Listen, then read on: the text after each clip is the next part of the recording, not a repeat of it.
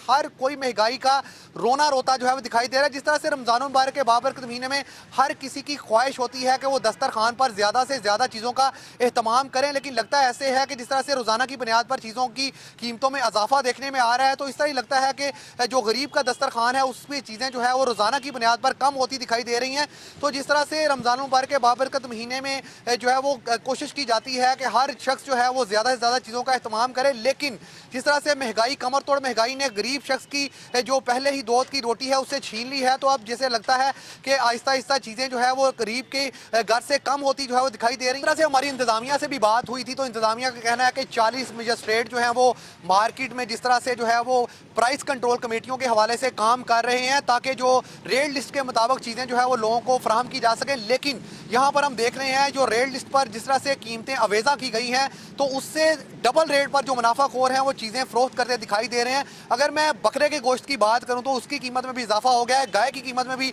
जिस तरह से गोश्त की कीमत में जो है वो इजाफा देखने में आ रहा है। तो हमें इंतजामिया जो है वो नाकाम बुरी तरह से दिखाई दे रही है। जिस तरह से जो है डिप्टी कमिश्नर गुजरांवाला की जानब से भी मुख्तलिफ जगह पर विजिट किया गया, जो जुर्माने भी किए गए हैं, जो मुनाफाखोर हैं उनके खिलाफ कार्रवाइयाँ भी की गई हैं, लेकिन जो मुनाफाखोर हैं वो यहाँ पर बेलगाम दिखाई दे रहे हैं, अपनी मनमानी करते दिखाई दे रहे हैं। इस तरह से दूध दही है वो भी रोजाना की बुनियाद पर इस्तेमाल होता है, तो सहरी के वक्त जिस तरह से अफ्तार के वक्त और सहरी के वक्त जो है वो दूध और दही की खरीदारी करी जो आ रहे हैं वो शिकवा करते दिखाई दे रहे हैं कि रेट लिस्ट के मुताबिक जिस तरह से दूध दही की जो कीमत है उससे 20 से 40 रुपए तक जो है वो इजाफा जो है वो किया गया है और मुनाफाखोर उससे जायद कीमत जो है वो लोग से वसूल करते दिखाई दे रहे हैं।